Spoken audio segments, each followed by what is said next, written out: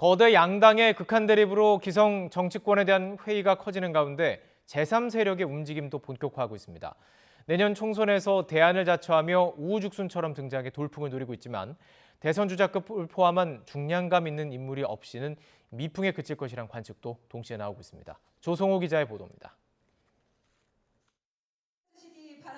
민주당 출신 무소속 양향자 의원이 신당 창당을 공식화했습니다.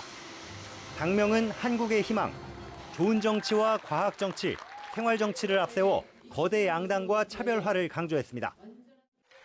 그동안 한국 정치를 과대표하고 언론을 도배했던 양당 강성 지지층 대신에 지금 우리가 대한민국을 미래로 옮겨놓을 수 있습니다.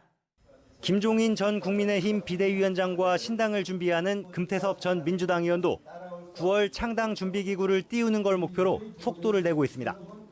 봉달호란 필명으로 활동하면서 국민의힘 민생특위 민간위원으로 참여해온 편의점주 곽대중 씨 영입 소식을 알렸습니다.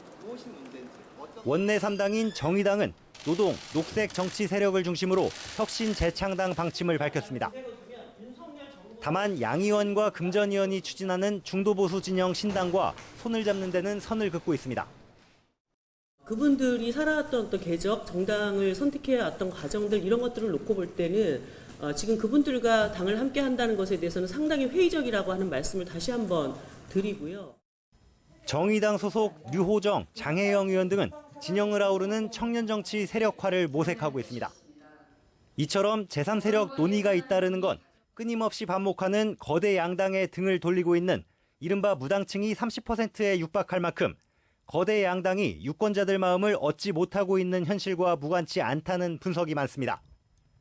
하지만 새로운 시도가 영향력을 발휘할 거냐를 놓고 기존 정치권은 회의적인 반응이 지배적입니다.